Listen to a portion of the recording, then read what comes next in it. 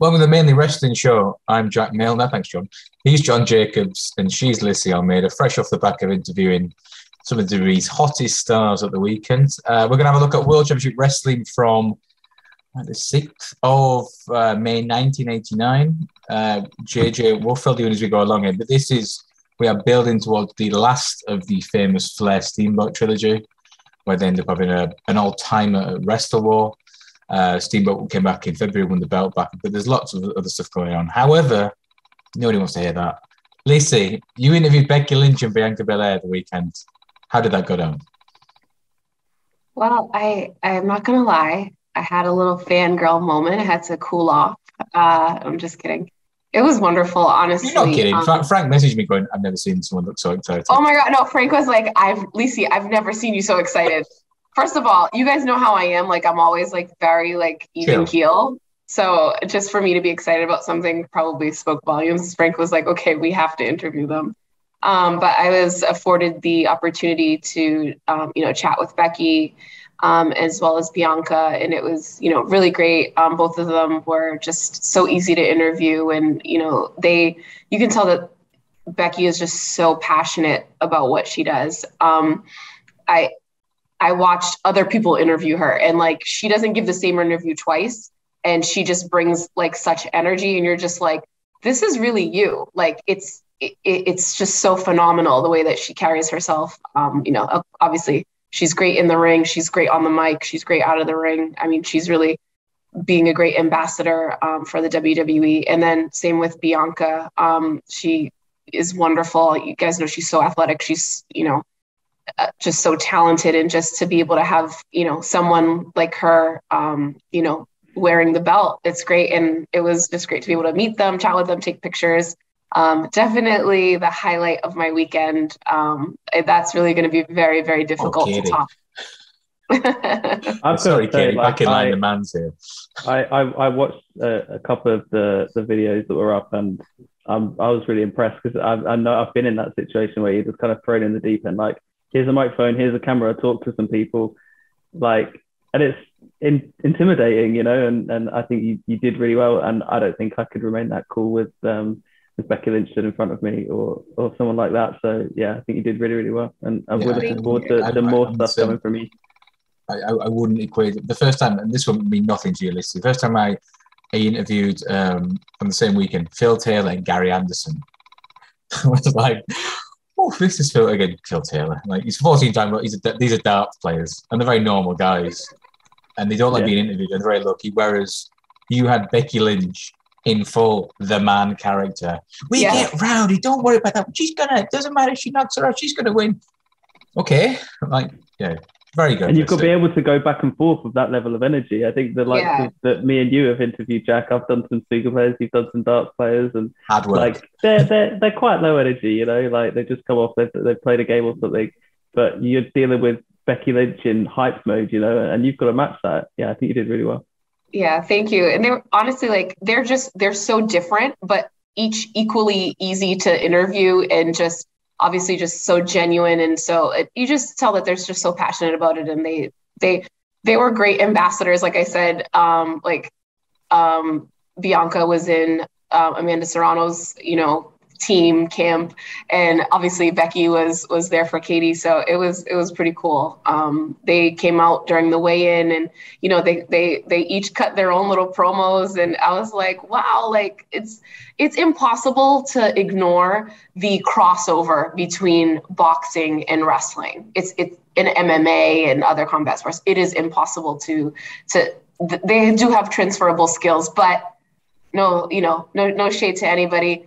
The WWE superstars are just supreme. They're top tier. They have all the right branding, the right training, and they know how to go out there and put on a show. For a job right now? I'm not. No, I'm not. No, it's true. Yeah, I was going to say, like, WWE superstars, pal. even for like those guys who maybe not everyone there who's there for the boxing is going to know who they are. When you see them on stage, when you see that their presence and the way they speak, they're just stars regardless. So if you don't know who they are, you're going to find out because you see them and they look like superstars. Yeah, people sitting around me, like when Bianca was on the mic, and especially, Becky came out and there was just a lot of energy by that point. People were cheering for Katie, ready for her to come out. And people were like, who are these ladies? Who are they? And I'm like, you don't know who they are? But by the end, they knew who they were. And like, people were like super impressed. They were like, I saw you interviewing those two, women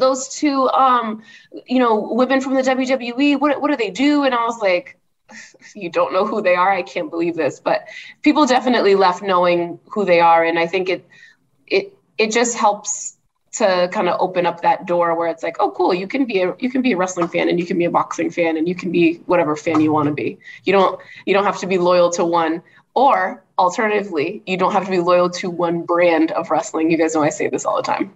Yeah, listen, that's a shout out to people on Twitter. Clearly. But I mean, you made it when you start creating clickbait headlines. So that is a sign that listen, you are over. Because you've obviously teed up the fact that Ronda needs to have a rebuttal after what Becky Lynch said. 2019, fair enough, but now she ain't on my level, so come get it. Let's see how she's coming. Let's see how she's coming.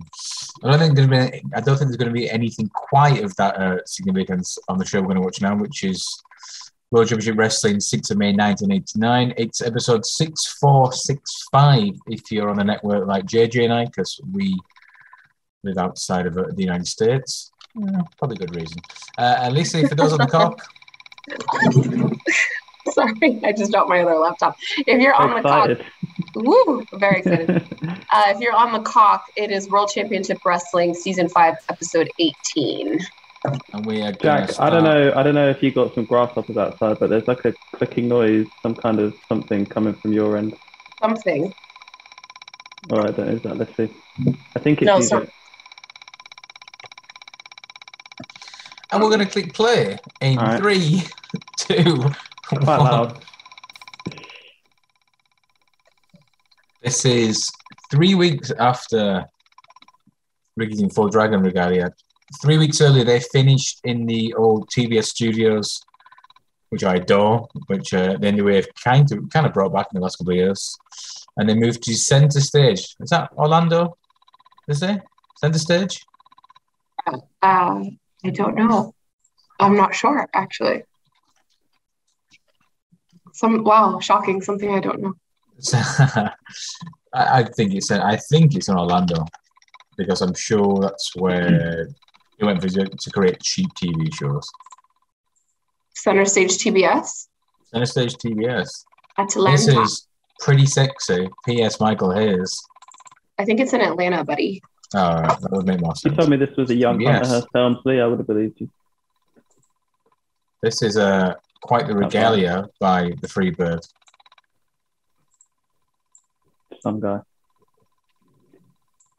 I have no sound on my end, so I'm going to rely on you guys a lot here. Would you have me to track it for you, JJ?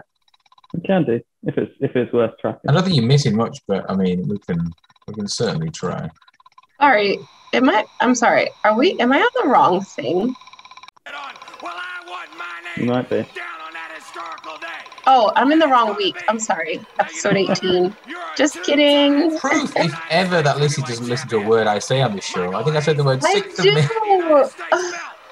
I do my best, okay, We're guys? Celebrities, guys. I'm a very busy woman. And another thing, Luger, you gotta understand this. I've been a home-wrecking, rambling. Again, something you wouldn't see in 2022. Do you know what's funny? So people complain about like Roman and Ross. No, hold on. They're saying that their match. I was saying wow at Teddy Long's attire. Teddy Long like their match looking like Snoop Dogg. Sorry, Phil. No, saying that their match was so short at WrestleMania, but it's like, do you want to watch somebody wrestle for 48 minutes today? No. I mean, maybe Brian, but that's it. Yeah, Danielson and Punk, nobody else. No, I don't even know if Punk could do it now. Probably could. Please. I think Danielson could. Well, he did, like the other couple of weeks, I'm saying like he could. Oh, Punk he could like Danielson. He could maintain that. Like he could do it all the time, and people wouldn't get tired of watching. Lizzie, how would you explain Teddy Long's get up right now? A penguin. The suit doesn't fit. It's just a lot. He looks like a chauffeur. The hair doesn't fit. It's a bit of a chauffeur He's getup. stolen Anne, and he does a. Do you know what? There's a bit now that doesn't age well. Flair and Anne beat Doom for a match in 1990-ish, and they win Teddy Long as a driver for a month. And the undertone's not good. I don't think it's on the network anymore. I've got it clipped up somewhere, but it's not good. How does it feel, big man? You're driving a proper car? Like, proper car. In the end, Teddy Long dropped him off somewhere. He gets beaten up by about 8 guys. So, there's a moral to the story somewhere. But you're right about Roman Reigns. But I'm saying when Flair wins, Roman Reigns scored 1-1. If anyone counting at home, when Flair beat Steamboat, spoiler alert, the day after, Steamboat has had his knee worked on for 20 minutes. He oh my God, someone scored again. Steamboat lifts him up for a suplex. His knee buckles. Flair covers him 1, 2, 3. I'm saying buying that noise, JJ. It could be Man City. Wow. It's Real Madrid. They Real made Madrid. it 4-4. That's what I meant, yeah. Wow. 90, and then 90 plus 2 to make it 4-4. Anyway. Look, the best chance of Liverpool not winning the Champions League is Real Madrid, so. I think both will give them a game. Hit them both. City have never made a Champions League final, have they? Oh, no, they lost it to Chelsea last year. Oh, okay, yeah, fine. Ignore me. Rick Morgan with the sheet. Have you ever heard of Rick Morgan before? No. He looks like a low-budget Bruiser Brody. Oh, I know this guy. Who's he? It's Steve! Was that Paul Bearer? No, Tony Schiavone. Come on. That's the look at that rat tail. Dyed it just so you can see it as well. Ooh. Absolutely love this guy. How big of a deal is Sting at this stage? Huge. He's already been built as the next world champion. Okay. Ooh, he's the world TV title holder. So he's like the Rock in '97. Yes. Okay. No, he's like the Rock in '98. Yeah. Well, okay, all right, fine. Okay, whatever. The when he won the IC title. Yeah. So the world TV title around this time, probably just before, is still like, the previous people to hold the TV title are like Nikita Koloff, Arn Anderson, Tully Blanchard, Dusty Rhodes. Got it. Okay. Big deal. But Sting wrestled Flair to a time limit draw at the first Clash of the Champions 12 months ago before. The thing that went up against WrestleMania in '88. And he did massive numbers, so they were building him slowly. He should have beat Flair for the belt, but he did his knee injury early '90. So they waited till Great American Bash. Just a title match? He's a world television champion. They're supposed to defend it every TV taping. Okay. That's what I thought they'd do with the TNT title. I finally got around to watching Dynamite at the weekend. I watched everything bar the main event. I've got no interest in them. Wasn't it where Scorpio won it back? I just think this is a bit weird. Look at you. You turned it into us. It's too much. I don't want to see 4 title changes in like 7 weeks. Like, what the fuck? Do you know what? When Cody Rhodes held the TNT title, it felt like a big deal. He did. That's all I'm saying. That's all I'm saying. Now it's a hot potato between those two. Have you become a Cody stan? Jeez, I thought you hated him. I never hated him. I know that was. I got a bit sick of him at one Lissy. point, but like in ring. No, I just hated Bradley. Yes, it's not even hated. He was always a star in that company. He always put on good shows. He said some stupid fucking shit, as did his wife, but he put on good matches. Yes, it was more about the things that she said and not actually her, but it just gave an overall annoyance to both of them. I just black. I can't remember what the line. I just remember black belt bitch and black something. Yeah. Yeah, that was when I was through with her. And Lissy went, you know what? I'm out. Yeah. I've been patient. I'm done. G2G, gotta go. The Iron Sheik at this point. Do you know the Iron Sheik got hired around, I think, maybe 4 or 5 months earlier? And he's on TV for about 6 months. And then they kind of just forgot they were employing him. And he carried on taking a paycheck for the next 18 months. They were He so seems like a difficult guy to forget, but okay. they were so badly run at this point. Jim Herd, who was again part of the TBS franchise, is a big corporation. Listen, you'll know this from Santander. People don't know what other people are doing in the big company. And Jim Herd was, it used to be, I think, the manager of the Pizza Hut brand or something. But previously, he worked at the TV station in St. Louis that did the wrestling on the Saturday morning. So he knows about wrestling. Put him in charge of the company. What? This is true. Jim Herd, Google it. He was a manager of Pizza Hut. The bar is in hell, obviously. Like, literally, there's no correlation Before between. beginning his role in WCW, he was the station manager for KPLR TV in St. Louis, which had the popular wrestling show Wrestling the Chairs. Later on, he served as the regional manager for Pizza Hut. When applying for the job as the head of WCW, wait a minute, you did the station? Yeah, I know wrestling. Sure, I do. The bar is in hell, guys. Yeah, he was sacked after about a year. He's the guy that 18 months. He's the guy that Flair walked out on because when he said to him, "Yeah, I think you need to cut your hair. We're gonna call you Spartacus." People are sick of Ric Flair now. You need a gimmick change. So what? You got to keep fresh, Rick. No, that's the first thing I saw when your interview with Becky, like how she's transitioned. That new look is like just phenomenal. Yeah, you keep it spicy. Maybe Rick should have listened. Very little fanfare. Very Jericho. Maybe what, JJ? Maybe Rick should have listened. Cut the hair, be Spartacus. Yeah, he should have got. People might still remember him. They wanted him to put a diamond earring. They were gonna make him like a pirate as well. Oh my god! Yeah. What on? Big stinger splash, and that's an interesting sell. It's a night of submission finishes tonight. JJ, sharpshooter or scorpion deathlock? Like a cheeky baby. Sharpshooter. That wasn't good. Definitely sharpshooter. And do you know why? Because Bret Hart is always right.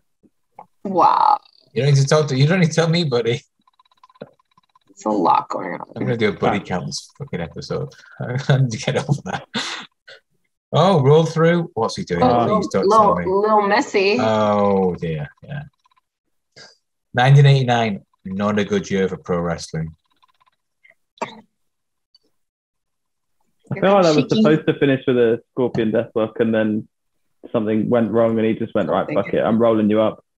And that Sheik gets him. Oh, nice suplex. Don't play with the Sheik, okay? I humbled you, Bubba. Yeah. I tweeted him once, and I regret it ever since. Camel clutch time. Scary man. He's really struggling to get that camel clutch on. Struggling. Speaking of camel clutch, do we know when Miro's due to be coming back? He made the TNT title feel like a big deal, JJ. Say again. Miro made the TNT title feel like a big deal. Correct. I'm not saying Cody's the only good TNT champion, by the way. Well. Miro was great. Well.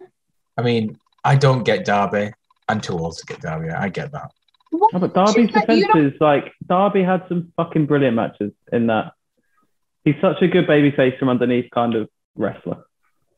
I love the match with MJF. I just think he does a little too much for my. I'm an old guy. I like watching Adam Tully wrestle for 30 minutes. I don't see like dives and cannonballs and jumping through coffins. Yeah, I know you don't like that sort of match, and you don't like the Lucha Bros. Can I interrupt you and track this because Gary Hart is phenomenal. Let's go. All you horrible white hellbillies out there stealing money from the. But I know you've got some comments to make. I've got some comments about a redneck back-jumping Dickie Murdoch. Well, when we get to Nashville, brother, there ain't gonna be no back-jumping. Ain't gonna be walking down no dark hall for a phone call that some phony set me up. And if I found out for sure, I'm gonna change your face. But talking about fate in a hallway and make me an article already. Can't go. Gary Hart presents. Lots of old promos. Worth a listen. I'm gonna have to check that out. Gary Hart presents. Gary Hart. Big fan. And Here's one of your favorite people in the world, JJ. My name is John Laurinaitis. Look at the dudes eating pizza, drinking cola. Because we're young, surfer dudes. Fucking hell. You wonder why this company was in the shitter. Oh, stop it. Leave him alone. But his mullet was A1. Do you know the thing was, though? They couldn't ride the neon wave. John Harris, he couldn't ride skateboards. So he'd walk it down to the ring.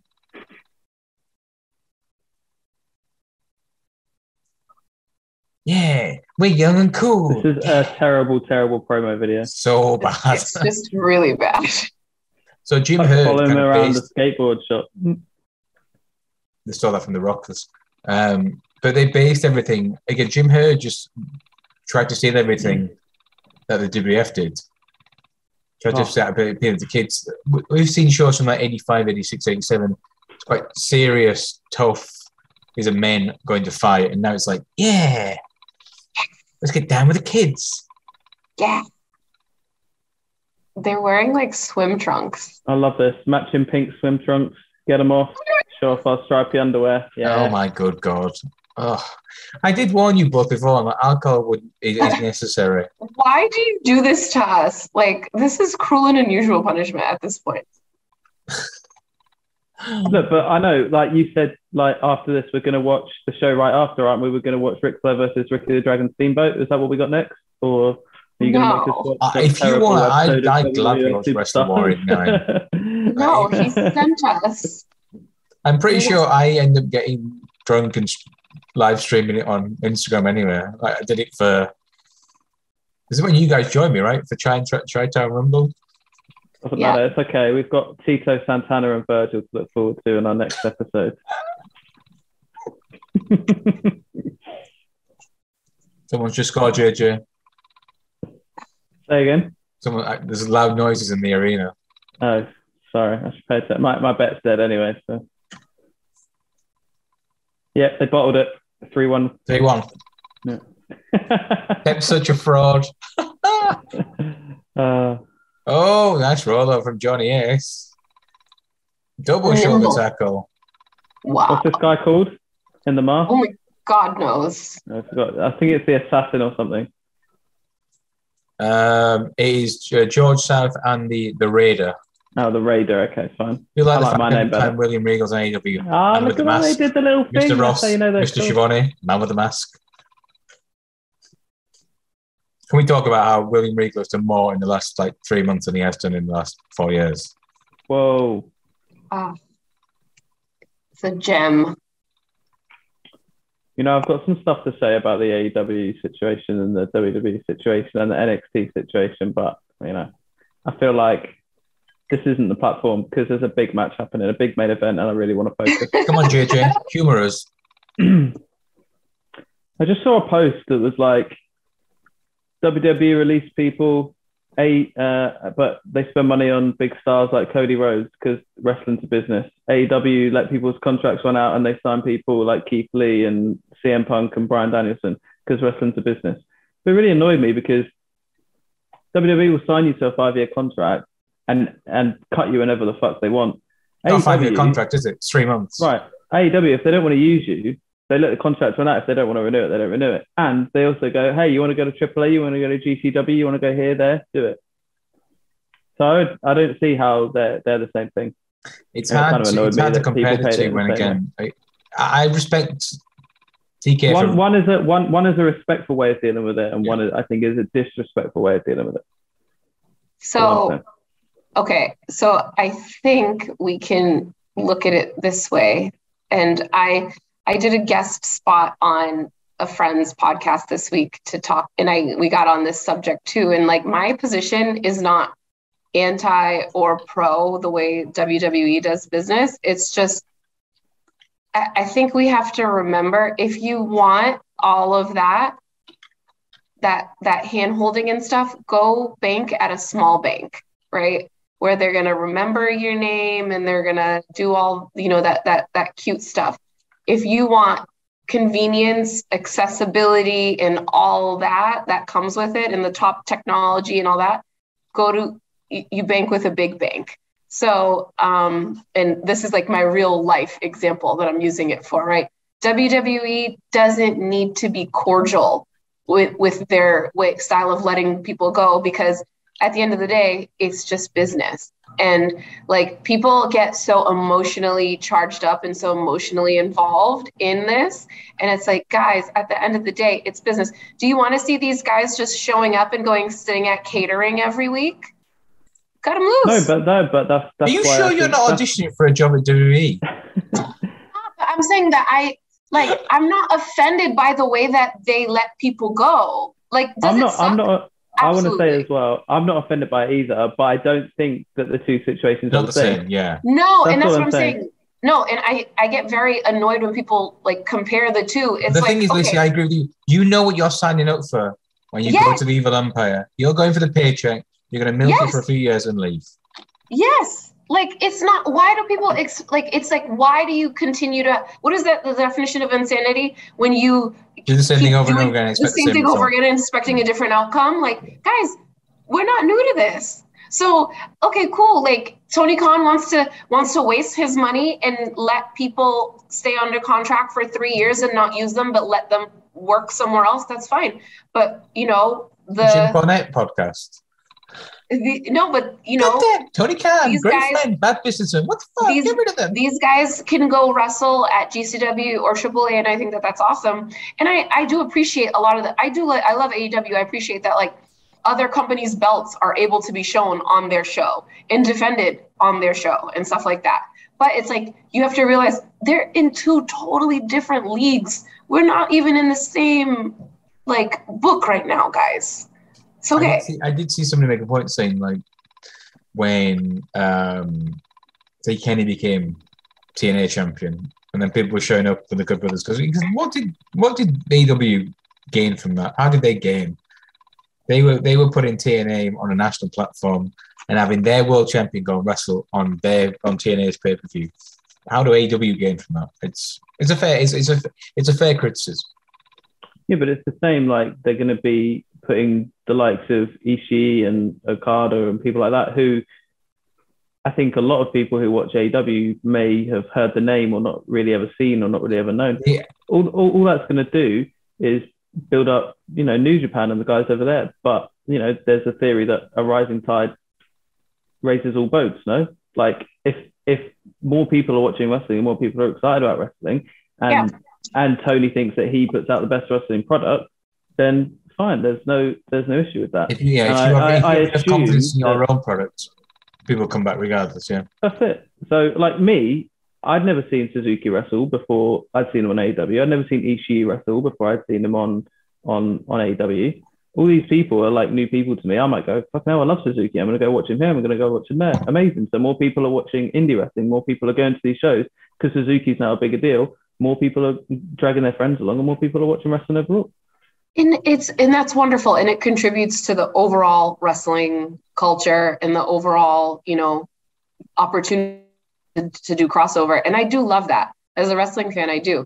I just think, like, people get so emotionally invested, and it's like, okay, fine. How many wrestlers have we seen, be unceremoniously released from WWE? And guess what? If Vince comes a calling, they're taking that call every time. So they're really not that mad. I'm gonna end my career at AW. $4 million a year. Sign me up. Yeah. The thing is, I think people get more bothered about releases. I mean, no one wants to see anyone lose their job, right? Everyone will say that. But at the end of the day, business is business. I was just making the point that I don't think that the two situations are comparable. I'm not saying that one is a better way of doing things. There are pros and cons to both of them. Obviously, there's a reason why WWE are making billions, right? Millions, like record-breaking numbers. I don't know the fucking numbers, but we always hear record-breaking this and whatever. Yeah. Cool. Like, that's what they are there to do. That's literally their whole job, is to make money. It doesn't matter about the rest of it, right? And they're doing that successfully. So it's not my job to sit here and criticize them. I just don't think that you can say it's the same thing. That was my point. It was a very good point, John. Well made. No, it is a good point, JJ. But like, the thing is as well, like, we all grew up watching WWE, WWF, WCW. Like, I think some people might think that because we say one good thing about one place and one bad thing about another place, that we're not fans in general. We like one thing and we don't like another thing. But at the end of the day, if it's good wrestling, if it's good TV, then we're going to watch it. Like at the end of the day, we're going to watch it, whether they do the point you made there about business, like that's it. We don't have to choose people. Exactly. But the point there about Bret, like I was looking forward to seeing Bret Hart probably going to come in and manage FTR at some point. He signed a new deal with WWE. He's going to get paid a lot of money. Fair play, Bret. Go make that money, earn a fortune. Like there's no animosity, or there is the way people are kind of playing one that got off against each other. It's a little bit silly when they're all independent contractors. Yeah. It was the same when Kevin Owens signed a new contract. Everyone thought that Kevin Owens was going to sack off WWE and go join the Young Bucks. And he used AEW for leverage, didn't he? Sure, fine. Good for him. Make your money, because, his whole thing has always been about his family, and he's there to make money for his family. I mean, that's been a part of his gimmick for as long as it's needed to be. And, I didn't understand why Cody went back to WWE, but he got to be on WrestleMania, had a massive match, and he's still a star over there. He's one of the few things at the minute on Raw that actually has that star power. And I think if you're watching AEW Dynamite at the minute, you'd probably say they're missing a little bit of star power, because there's not a whole load of people apart from the big names who massively have it right now. I mean, you understand that. So we're all in a position where, want to provide your family and everybody. If you get offered by a relatively new, so me and you, a gaming company, they pop up all the time. There's a few now. DAZN's recruiting heavily in JIP. Can give you 25% more. You want to come and join us? You go. I have to say no, but then, it's difficult. You can't win either way with some fan bases. Yeah, but Jack, it's like you said. You know what you're signing up for, so just don't be surprised. It's cutthroat sometimes, but it's business, as Triple H would say. Yeah, look at Zelina Vega. She was sacked over not giving up her Twitch account, right? Mm-hmm. She's back within 6 months. Yeah, because... You know why? Because it was what was best for business. For business, exactly. Stephanie's always right. Right, before we go off a massive tangent. I love it. Gotta play the game. We're missing a really sad match. I mean, we haven't clicked play yet for the next one. Anyway, what did you make of that sort of Championship Wrestling, Lissy? It's interesting. I think. Oh, is this a new episode that's playing? I see. Oh, the Great Mood. Yeah, in the Great Mood is on my screen. Rolled on right through. Muto. I think it was interesting. I think it's very 80s and obviously low production quality and low wrestling quality. Obviously they had Ric Flair and they had Ricky Steamboat and Sting, and we know now that this is sowing the seeds for the actual WCW, which of course was one of the biggest wrestling companies of the 90s. So as in retrospect, I can see the value of this brand, but thank God it was only 45 minutes. Yeah, strange. JJ, is that your first time really watching I don't think watching anything from '89 before. No, I mean, you see the lineup in the little blurb on WWE Network, and it's Ric Flair's in action, Ricky Steamboat's in action. We're going to see, Sting, and the Iron Sheik's going to be here. You're like, wow, this is a bit of a stacked card for 45 minutes, and somehow they put out a pretty average 45 minutes of television, didn't they? But they really liked Cornette. They really liked Arn. Flair didn't have that same aura. It was, the products had gone slow downhill in 12, 18 years, but we digress. So the synopsis is, don't want to give more of that a chance. I don't mind. You can. It's nice seeing them. I don't mind seeing some things. You know what? You need a couple of... JJ and I know 1989 was a great year. Right, JJ? Yeah, when the best people were born and the Berlin Wall fell. I mean, did it get better? Thank you. Thank you. And on that note, it's goodbye from me, and it's goodbye from them. Ta-ra!